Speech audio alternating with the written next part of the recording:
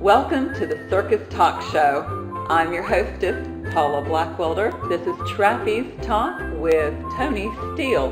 Tony, welcome back to the show. Thanks again. Well, Thank you. You're welcome. And what I want to talk about today are the Shriners. Oh, the Shriners. They're a great bunch of people. They sponsor all the shows, and they do such wonderful work with ill children. Yeah, Correct. But they are the sponsors for a lot of shrine circuses. Yes, throughout that's the United right. States, yeah. They've given all of the performers a lot of work, and we really appreciate them.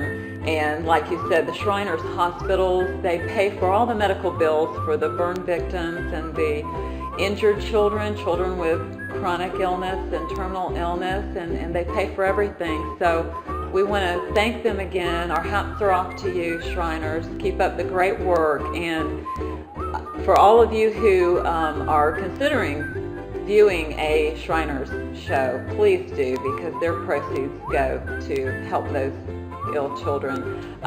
Tony, the Shriners always have parades. You usually have parades. That's right. And they have been a lot of fun to get ready for.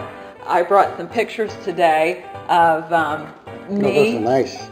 Yes, with several performers getting ready in the dressing room in St. Louis, getting ready for the Shriners Parade. You can see us here with the float, here with another Shriner, in a big fancy car. That's the costume right there, isn't it? And this is the costume that I'm wearing there. And you can see how worn it is, but yeah, this is the costume in the parade. Nice. Pictures. But now, you had an episode one time with the Shriners Parade. Tell us all about that. In Pittsburgh? In Pittsburgh. Oh my gosh, yeah.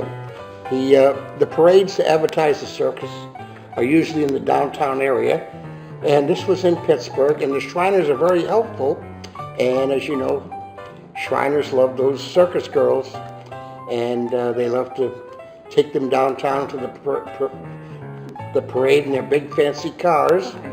And there was one such morning. They took us down there. We got on the floats, and at the end of the parade, when it was time to go back to the lot, everybody got a ride back to the lot except Uncle Tony. The only trouble is I was in downtown Pittsburgh in a pair of pink tights with pink rhinestone belt, and that's about it. And I'm saying, well, how do I get back? I was really frustrated. How do I get back to the lot now? And I'm trying to hail down a taxi, and they were saying, I'm not going to pick up this nut. And finally, one of them, I just stood in front, and he stopped, and I explained the situation to him. He took me back to the lot, and he says, that'll be $9.60. And I said, I'll get it for my wife. And I went to the trailer, and she wasn't there.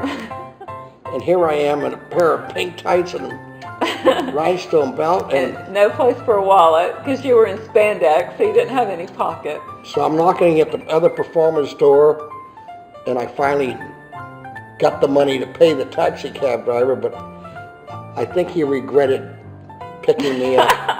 Because he had to wait for you.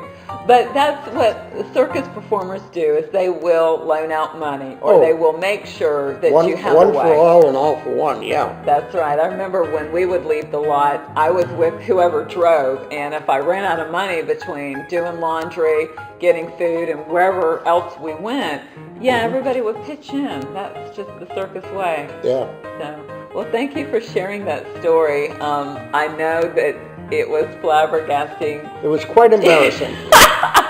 For you to be left behind, and all the pretty girls got taken back to the showgrounds because there was a show to do. If I were to talk with a lisp, I know you never would have picked me up.